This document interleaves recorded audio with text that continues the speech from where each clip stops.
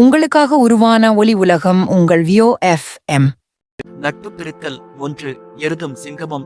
தென்னாட்டில் மகிழாருப்பியம் என்று ஊர் இருந்தது. அங்கு வர்த்தமானன் என்ற பெயருடைய ஒரு வணிகன் இருந்தான். அவன் வெளிநாடுகளில் வாணிகம் செய்ய விரும்பி தன்னிடம் இருந்த சரக்குகளை கட்டை வண்டியில் ஏற்றிக் கொண்டு புறப்பட்டான். ஒரு காட்டு வழியாக போகும்போது வண்டி மாடுகளில் ஒன்று காலிடறி விழுந்து விட்டது. அந்த மாட்டின் கால் பிசுகி அது நொண்டியாகிவிட்டது. இதைக் கண்ட வணிகன் அந்த மாட்டை அவிழ்த்துவிட்டு தன் சரக்குகளை ஆட்களின் தலையில் ஏற்றிக் கொண்டு புறப்பட்டான். அந்த மாட்டை பார்த்துக் கொள்வதற்காக ஓர் ஆளை வைத்துவிட்டு போனான். சாகிற மாட்டுக்கு காவல் என்ன காவல் என்று அந்த ஆளும் புறப்பட்டு போய்விட்டான். ஆனால் அந்த மாடு சாகவில்லை. நொண்டிக்காலோடு மெல்ல மெல்ல நகர்ந்து சென்று காட்டில் நன்றாக மேய்ந்தது. தீனி ஏற ஏற அது கொழுத்து வளர்ந்தது. ஊட்டத்தினால் அதன் கால் ஊனமும் சரியாகிவிட்டது. பிறகு அது அந்த காடு முழுவதும் விருப்பம் போல் சுற்றித் திரிந்து நன்றாக மேய்ந்து பெரிய எருதாகிவிட்டது. அந்த காட்டை ஒரு சிங்கம் ஆண்டு வந்தது. அந்த சிங்கம் தண்ணீர் குடிப்பதற்காக ஒரு நாள் யமுனை ஆற்றுக்கு சென்றது. அப்போது அந்த பக்கத்தில் திரிந்து கொண்டிருந்த எருது முழக்கம் செய்தது. கடல் முழக்கம் போல் அந்த முழக்கம் பெரிதாக இருந்தது. சிங்கம் அதற்கு முன் அத்தகைய பேரொலியை கேட்டதில்லையாகியால் நடுங்கி போய்விட்டது. இதேது புதிதாக இருக்கிறதே என்று பயந்து அது தண்ணீர் குடிக்கவும் மறந்து நின்று விட்டது. சிறிது தூரத்தில் 2 நரிகள் நின்று கொண்டிருந்தன. சிங்கத்தின் அமைச்சன் பிள்ளைகளாகிய அவை இதை பார்த்து விட்டன. அவற்றில் ஒரு நரி மற்றொன்றை பார்த்து, நம் அரசன் ஏன் நடுங்கி நின்று விட்டான் என்று கேட்டது. அதை பற்றி நமக்கென்ன கவலை? அதை தெரிந்து கொள்வதால் நமக்கென்ன இறை கிடைக்கப் போகிறதா அல்லது பெருமை கிடைக்கப் போகிறதா? தனக்கு தொடர்பில்லாத ஒரு காரியத்தில் தலையிடுகிறவன் ஆப்பு பிடுங்கிய குரங்கு போல் அவதிப்பட வேண்டியதுதான் என்றது இன்னொரு நரி. அப்படியல்ல, என்ன இருந்தாலும் சிங்கம் நம் அரசன். அரசர்களுக்கு பணி செய்வது பெருமையானது. அதனால் பெரியோர்களுடைய நட்பு உண்டாகும். பல உதவிகளும் கிடைக்கும். நாய்கள் ஈரம் சிறிதும் இல்லாத எலும்பையும் பல்லசையும் வரை விடாமல் கிளறி கடித்து தின்னும். ஆனால் மிகுந்த பசியோடு இருக்கும் சிங்கமோ மதையானையை அடித்துக் கொன்று தன் பசியை தீர்த்து கொள்ளுமையல்லாமல் சிறிய உயிர்களை கொல்லாது. நாய் ஈனத்தனமாக தன் வயிற்றை ஒடுக்கி வாலை குழைத்து முகத்தை பார்த்து கெஞ்சி எச்சிலை வாங்கியுண்ணும். ஆனால் யானையோ எவ்வளவு பசி இருந்தாலும் சிறிதும் கெஞ்சாது. தன் பாகன் வலிய கொண்டு வந்து ஊட்ட உணவை உண்ணும். இப்படிப்பட்ட பெருமையுடையவர்களோடு சேர்ந்து வாழ்வதே வாழ்க்கை என்றது முதல் நரி. சிங்கத்திற்கு நாம் அமைச்சர்கள் அல்லவே, இதை பற்றி ஏன் சிந்திக்க வேண்டும் என்று மறுத்தது 2வது நரி. எந்த ஒரு காரியத்தையும் தந்திரமாகச் செய்தால் உயர்வை அடையலாம்.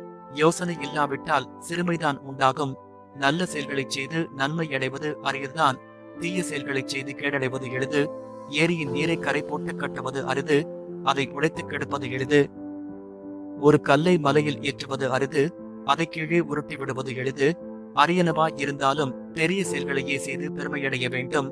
அறிவுடைய பெரியோர்கள் வாழ்வது ஒரு கணம் போல் இருந்தாலும் பெருமையோடும் புகழோடும் வாழ்வார்கள்.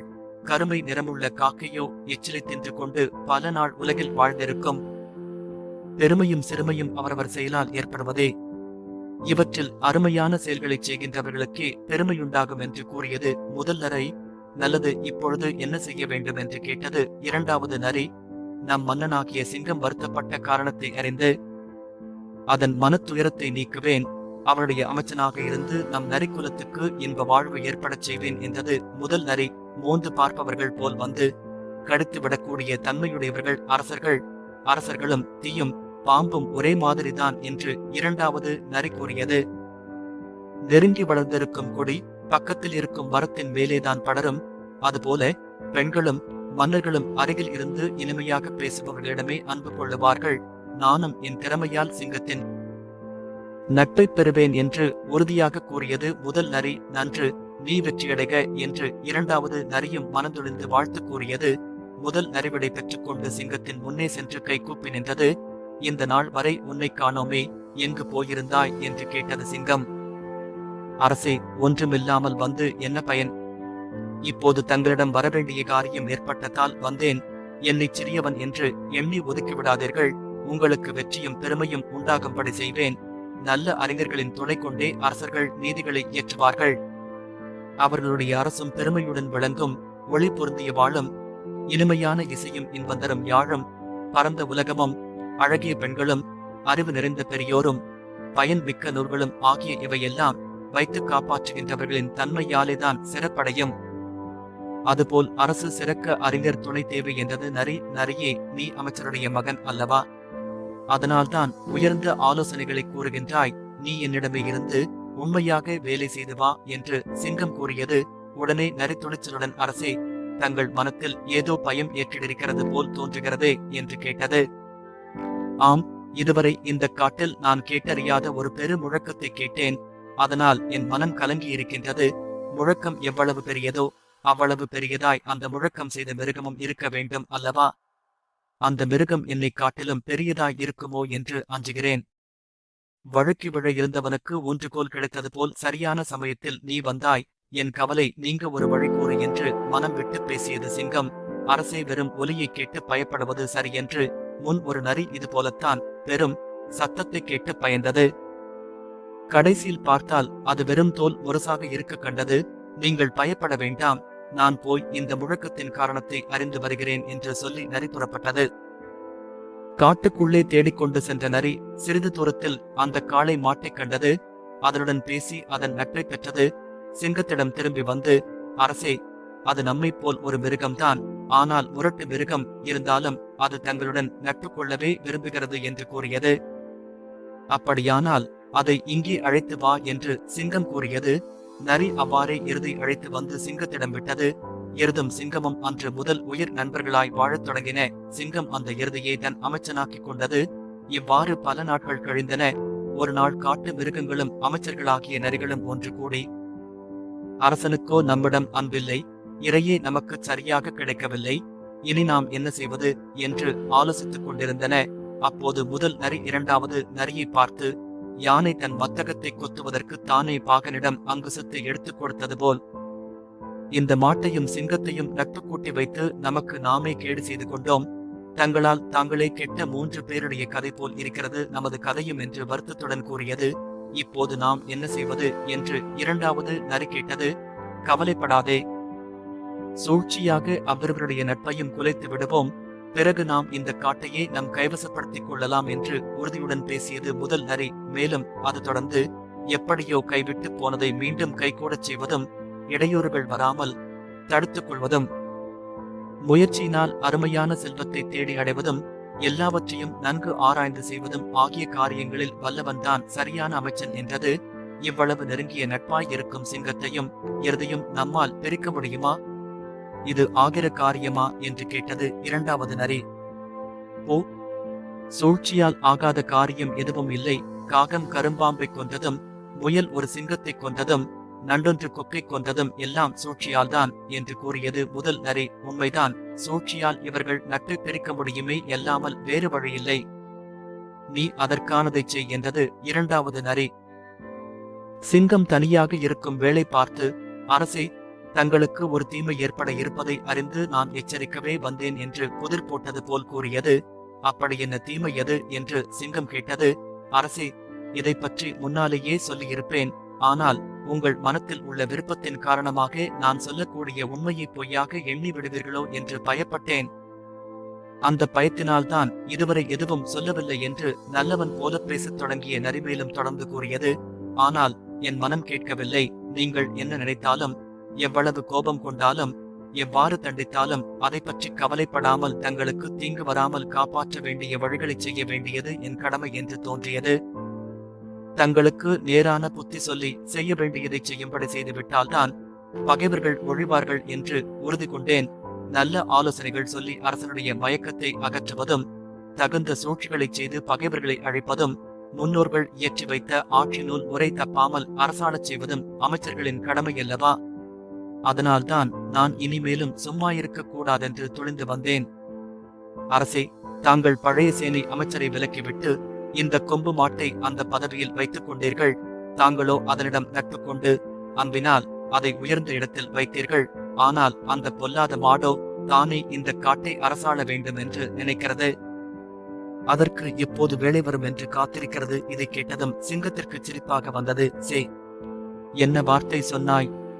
அந்த எருது என்னிடம் வந்து சேர்ந்த போது என்னிடம் என்றும் நட்பாக இருப்பதாக ஆணையிட்டு கூறியதே தன் வாக்குறுதியை மீறி அது என் அரசைத்தரன் ஆள நினைக்குமா?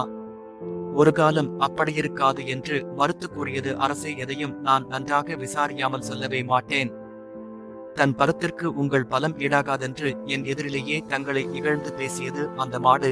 இன்னும் அது எவ்வளவு கொழுப்பாய் பேசியது தெரியுமா? இதற்கு மேலும் தாங்கள் என்னை நம்பவில்லை என்றால் நான் என்ன சொல்ல இருக்கிறது என்று நரி சிரித்துக் கொண்டது. அரசரை இகழுகின்ற ஓர் அமைச்சனையும் பிற அமைச்சர்கள் பலரும் வருந்தும்படி செய்கின்ற அரசனையும் திருமகள் விலகிச் செல்வாள். ஆட்சியும் அவர்கள் கையை விட்டு போய்விடும். நல்ல குலத்தில் பிறந்தவர்களாகவும் அறிவில் சிறந்தவர்களாகவும் உள்ளவர்களை விலக்கிவிட்டு ஒரே ஒருவனை மட்டும் தலைமை அமைச்சனாக வைத்தவுடன் அவனுக்கு ஆணவம் உண்டாகி அவன் அரசையே கைப்பற்றிக் கொள்ள எண்ணமிடுகிறான். கடைசியில் அவன் தன் அரசனையே கொல்லவும் நினைப்பான். தம்மை பெருமைப்படுத்தி போற்றுகின்றவர்களுக்கு கைமாறு செய்யாமல் மூடர்களுக்கு உபகாரம் செய்ய முந்திக் கொண்டு செல்பவர்கள் தமக்கு தாமே கெடுதல் செய்து கொள்பவர்கள் ஆவார்கள். நஞ்சு கலந்த சோற்றையும் அசைந்து ஆடுகின்ற பல்லையும் வஞ்சகர்களின் நட்பையும் தன்னை மிஞ்சி நடக்கின்ற அமைச்சர்களையும் உடனுக்குடன் அகற்றிவிட வேண்டும். இல்லாவிட்டால் அதனால் பெருந்துன்பம் உண்டாகும் என்று பலவாறாக நரி எடுத்து கூறியது. அப்படி அந்த எருது எனக்கு என்ன தீமை செய்துவிட்டது? சொல் என்று சிங்கம் கேட்டது. அரசே, அது தங்களை இகழ்ந்து பேசுகிறதே, அது ஒன்றே போதாதா என்று நரி கேட்டது. இருக்காது, நாமே அதன் நட்பை விரும்பி ஏற்றுக்கொண்டோம். அப்படியிருக்க அது நமக்கு தீமை செய்ய நினைக்க காரணமே இல்லை. அப்படியே அது தீமை செய்ய முற்பட்டாலும் அதை பொறுத்து கொள்ள வேண்டுமே இல்லாமல் நாம் அதற்கு தீமை செய்யக்கூடாது என்று சிங்கம் பெருந்தன்மையுடன் கூறியது. அப்போது அந்த நரி இடைமறித்து, அரசே, அரச பதவியிலும் செல்வத்திலும் ஆசையில்லாதவர்கள் யாரேனும் இருக்கிறார்களா? அந்த காளை மாடு கொல்லாதது, அதை நீங்கள் நம்பிக்கொண்டிருப்பதே சரியில்லை. எப்போது எந்த வகையால் உங்களை கொல்லலாம் என்று அது சமயம் பார்த்து கொண்டிருக்கிறது. நல்ல அறிவுடைய அமைச்சர்கள் சொல்லும் புத்திமதி முதலில் நஞ்சை போல் தோன்றினாலும் பின்னால் அளவில்லாத செல்வத்தையும் வாழ்க்கையும் இன்பத்தையும் உண்டாக்கும். தீயவர்களின் ஆலோசனை முதலில் அமுதம் போல தோன்றுமேனும் விரைவில் எல்லாவற்றையும் இழக்கச் செய்யும்.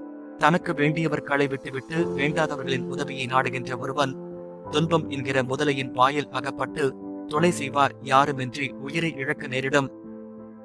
அமுதாற்றி வளர்த்தாலும் எட்டி மரத்தின் நச்சுக்குணம் மாறாது. பாலற்றி வளர்த்தாலும் பாம்பு நஞ்சைத்தான் கக்கும். தேனை ஊற்றி ஊற்றி வளர்த்தாலும் வேப்பமரத்தின் கசப்பு மாறாது. அதுபோல தீயவர்களுக்கு எத்தனை நன்மை செய்தாலும் அவர்களுடைய கெட்ட எண்ணம் மாறாது. தீயவர்களை அடியோடு அழித்துவிட வேண்டும். அப்போதுதான் தீமை அழியும். இத்தனையும் ஏன் சொல்லுகிறேன் என்றால், அரசனுக்கு ஒரு அபாயம் வந்தால் அதை முன்கூட்டியே அறிவிப்பது அமைச்சன் கடமையாகும். தன் அறிவினாலே அந்த அபாயம் வராமல் தடுப்பதும் அரசனுக்கு மன உறுதி உண்டாக்குதலும் அந்த அமைச்சனுக்குரிய கடமைகளாகும். நான் இவ்வளவு எடுத்துச் சொல்லியும் தாங்கள் உணர்ந்ததாக தெரியவில்லை. மதம் பிடித்த யானையைப் போல் மனம் போன வழியில் செல்வதும் பெருங்கேடு ஏற்பட்ட காலத்தில் அமைச்சர்களை வெறுத்து பேசுவதும் மன்னர்களின் இயல்பாக போய்விட்டது என்றது நரி. சரி, நான் இன்று அந்த எருதை இது பற்றி கேட்கிறேன் என்றது சிங்கம். சரிதான், சரிதான். இதைவிட வேறு என்ன ஆபத்து வேண்டும்?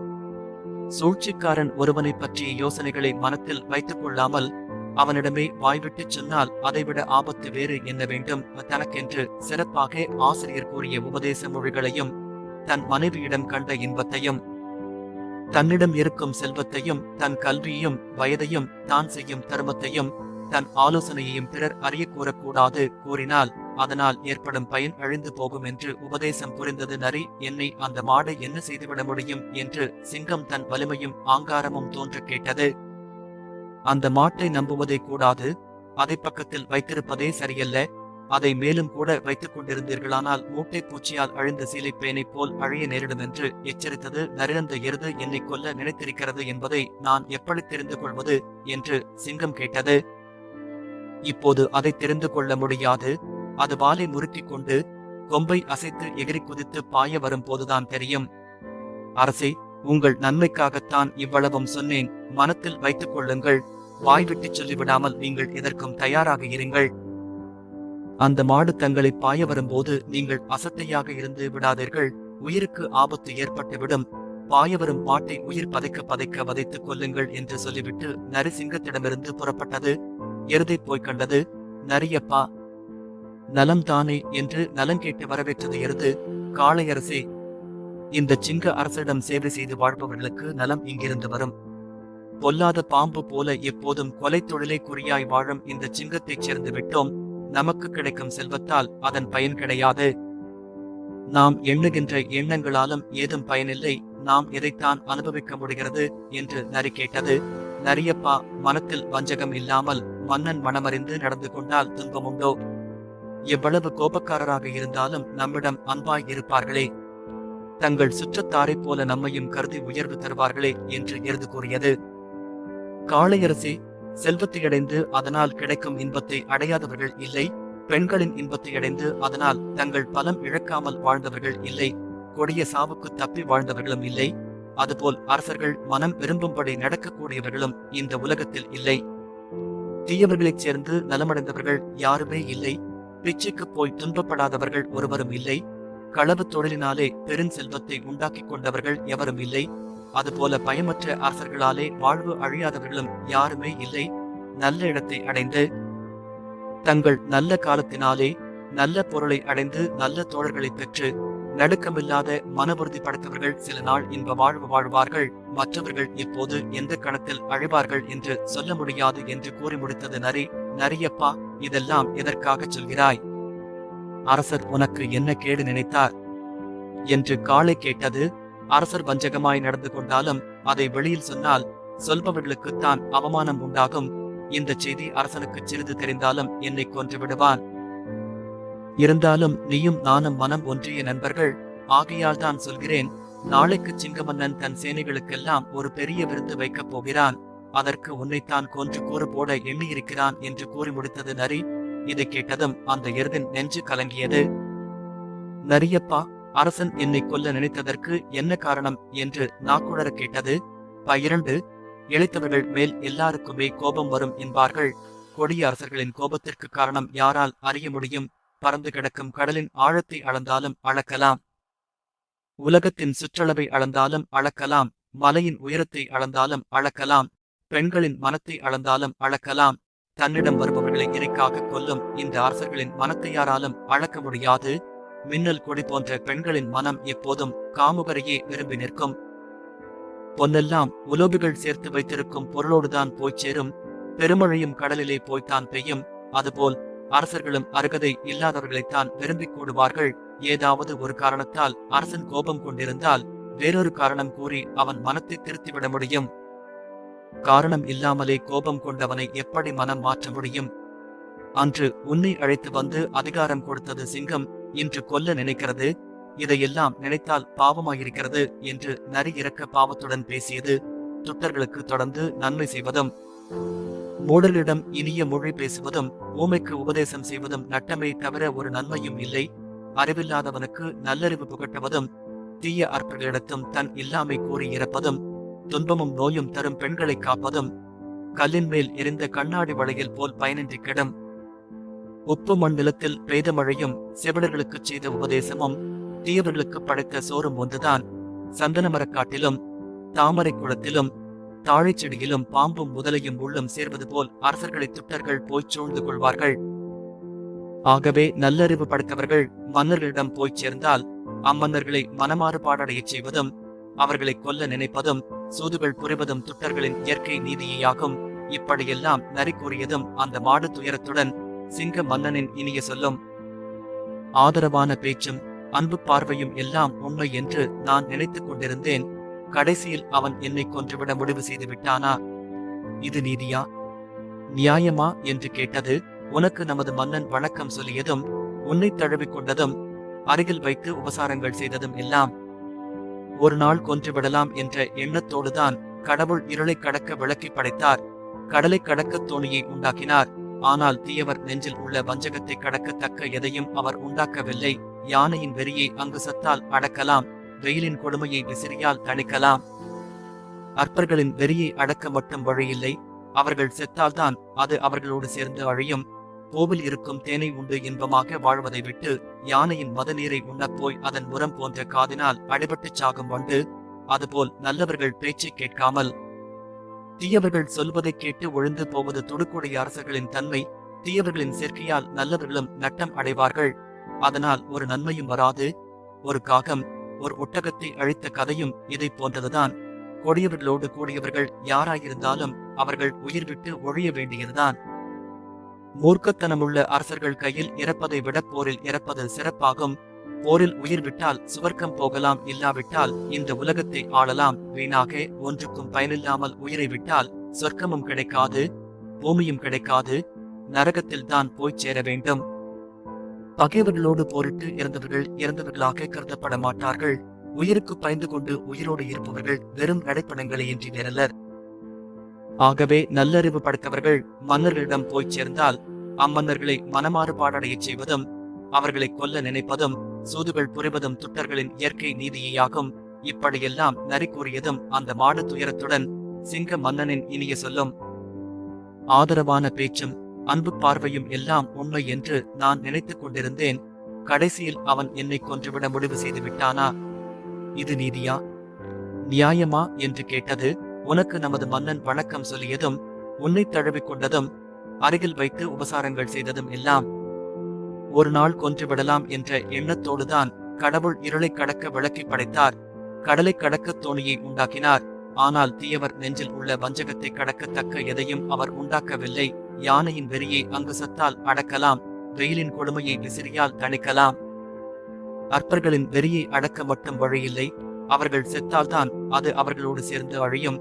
கோவில் இருக்கும் தேனை உண்டு இன்பமாக வாழ்வதை விட்டு யானையின் மதநீரை உண்ணப்போய் அதன் முரம் போன்ற காதினால் அடிபட்டுச் சாகும் வண்டு, அதுபோல் நல்லவர்கள் பேச்சை கேட்காமல் தீயவர்கள் சொல்வதை கேட்டு ஒழிந்து போவது துடுக்குடைய அரசர்களின் தன்மை. தீயவர்களின் சேர்க்கையால் நல்லவர்களும் நட்டம் அடைவார்கள், அதனால் ஒரு நன்மையும் வராது. ஒரு காகம் ஒரு ஒட்டகத்தை அழித்த கதையும் இதை போன்றதுதான். கொடியவர்களோடு கூடியவர்கள் யாராயிருந்தாலும் அவர்கள் உயிர் விட்டு ஒழிய வேண்டியதுதான். மூர்க்கத்தனமுள்ள அரசர்கள் கையில் இறப்பதை விட போரில் இறப்பது சிறப்பாகும். போரில் உயிர் விட்டால் சுவர்க்கம் போகலாம், இல்லாவிட்டால் இந்த உலகத்தை ஆளலாம். வீணாக ஒன்றுக்கும் பயனில்லாமல் உயிரை விட்டால் சொர்க்கமும் கிடைக்காது, பூமியும் கிடைக்காது, நரகத்தில் தான் போய் சேர வேண்டும். பகைவர்களோடு போரிட்டு இறந்தவர்கள் இறந்தவர்களாக கருதப்பட மாட்டார்கள். உயிருக்கு பயந்து கொண்டு உயிரோடு இருப்பவர்கள் வெறும் நடைப்பணங்களே இன்றி வேறல்லர். அறிவில்லாதவர்கள் தங்களுக்கு இருக்கும் பலத்தை வைத்துக் கொண்டு மற்றவர்களை சிறியவர்கள் என்று மதித்து விடுகிறார்கள். இது எப்படி இருக்கிறதென்றால் சிட்டுக்குருவியை அற்பம் என்று நினைத்து கடைசியில் கடலரசன் தன் வீராப்பு அடங்கியதைப் போலிருக்கிறது என்று பல கதைகளை கூறி நரி காளை மாட்டுக்கு கோபத்தை உண்டாக்கிவிட்டது. எல்லாவற்றையும் உண்மை என்று நினைத்துக் கொண்ட எருது ஒப்புயர்வில்லாத அந்த சிங்கத்தை சண்டையிட்டுக் கொள்ள எப்படி முடியும்? அதற்கு ஒரு தந்திரம் நீ சொல்ல வேண்டுமென்று நரியை தானே கேட்டது. சிங்கம் உன்னை கொல்ல வரும்போது கோபத்துடன் வரும், அப்போது அதன் உடல் நடுங்கிக் கொண்டிருக்கும். வாயை பிளந்து கொண்டு கண்கள் சிவக்க அது பாய்ந்து வரும். அந்த சமயம் பார்த்து வாலை தூக்கிக் கொண்டு தலையையும் கொம்பையும் ஆட்டியபடி எதிரில் சென்று போரிடு என்று நரி வழி சொல்லியது. இவ்வாறு எருதை முடுக்கிவிட்டு நரி நேரே சிங்கத்திடம் சென்றது. இன்று எருது தங்களை கொல்ல வருகிறது, அரசே எச்சரிக்கையாயிருங்கள் என்று சொல்லிவிட்டுச் சென்றது. சிறிது நேரத்தில் எருது அங்கே வந்தது. அப்போது சிங்கம் கோபத்தோடு அதை உற்று பார்த்தது. அதன் கண்கள் சிவந்திருந்தன. இதை கண்டதும் நம்மோடு சண்டை செய்ய சிங்கம் தயாராக இருக்கிறது என்று நினைத்து காளை மாடு வாலை தூக்கிக் கொண்டு கொம்பை ஆட்டியபடி ஓடி வந்தது. சிங்கம் அதன் வாயை பிளந்து கொண்டு அதன் மேல் சிரி பாய்ந்தது. வண்ணம் விண்ணம் அதிர, கடலும் மலையும் அதிர, அவை ஒன்றொடொன்று மோதி போரிட்ட காட்சி பார்க்க பயங்கரமாயிருந்தது. இரண்டு நரிகளும் இந்த பயங்கரமான காட்சியை ஒரு புதர் மறைவில் நின்று பார்த்து கொண்டிருந்தன. காரணமில்லாமல் அவை இரண்டும் ஒன்றை ஒன்று உதைப்பதும் ஓதுவதும் அறைவதும் கண்ட இரண்டாவது நரிக்கு மனம் பொறுக்கவில்லை. அது முதல் நரியை பார்த்து, போதும், அரசர்க்கு துன்பம் உண்டாக்குவது தெய்வ துரோகம் அல்லவா? சண்டையை விலக்கி மீண்டும் நட்பை உண்டாக்கி விடுவதுதான் சரி. உண்மை இல்லாமல் புண்ணியம் தேடுவோரும் உறவினர்களை கெடுத்துச் செல்வம் சேர்ப்போரும் பலாக்காரத்தினால் பெண்களை அடைவோரும் உயிருக்குயிரான இருவரை கெடுத்து தாம் வாழ நினைப்போரும் உலகில் இன்பமடைய மாட்டார்கள். துட்ட புத்தி கெட்டதைப் போலவும் இரும்பை எலித்தின்ற தென்ற செட்டியைப் போலவும் துன்பமடைவார்கள். ஆகவே நீ இப்போதே போய் அவர்கள் சண்டையை விலக்கிவிடு என்று பலவாறாக எடுத்துச் சொல்லியது. இதை கேட்ட முதல் நரி ஒருவாறாக மனம் தெரி சிங்கத்தை நோக்கிச் சென்றது. அதற்குள் சிங்கம் எருதை கொன்றுவிட்டது. செத்து கிடந்த மாட்டைக் கண்டு சிங்கம் கண்ணீர் விட்டு புலம்பிக் கொண்டிருந்தது. அருகில் சென்ற முதல் நரி சிங்கத்தை பார்த்து, சண்டைக்கு வந்தவனைத்தானே கொன்றீர்கள், இதற்கு ஏன் அழ வேண்டும் அரசே என்று கேட்டது. ஒரு நன்மையும் தராத நச்சு மரமானாலும் நாம் வளர்த்ததை நாமே வெட்டுவதென்றால் உளம் பொறுக்குமோ? உலகம் புகழும் ஓர் அமைச்சனை கொல்லுகின்ற அரசனுக்கு பெரும் கேடு வராதா என்று கூறி சிங்கம் வருந்தியது. அரசே, கடமைப்படி நடவாதவர்களையும் தன் சொல் கேளாத மனைவியும் மனத்தில் கபடம் நினைத்திருக்கும் தோழனையும் பெரும் போரிலே புறமுதுகிட்டு ஓடும் சேனையும் ஆணவ வெறிப்பிடித்திருக்கும் அமைச்சனையும் முன்பின் பாராமல் அழித்து விடுவதே சிறந்த நீதியாகும். இவர்களால் கிடைத்த இன்பத்தை பற்றி அரசர்கள் நினைத்து பார்க்க வேண்டியதில்லை. இப்படி பலவிதமாக கூறி அந்த சிங்கத்தின் நெஞ்சில் இரக்கமே இல்லாமல் அடித்துவிட்டது முதல் நரி. பிறகு இரண்டாவது நரியையும் சேர்த்துக் கொண்டு செத்துக் கிடந்த எருதின் உடலை இழுத்துச் சென்று காட்டின் வேறொரு பக்கத்தில் கொண்டு போய் போட்டு தன் இனமாகிய நரிகளுக்கெல்லாம் விருந்திட்டு தானம் தின்று மகிழ்ந்திருந்தது. மேலும் முழுமையாக கேட்க டிஸ்கிரிப்ஷனில் லிங்க் கொடுக்கப்பட்டுள்ளது. அதில் சென்று முழுமையான வரலாற்றை கேட்டு மகிழலாம்.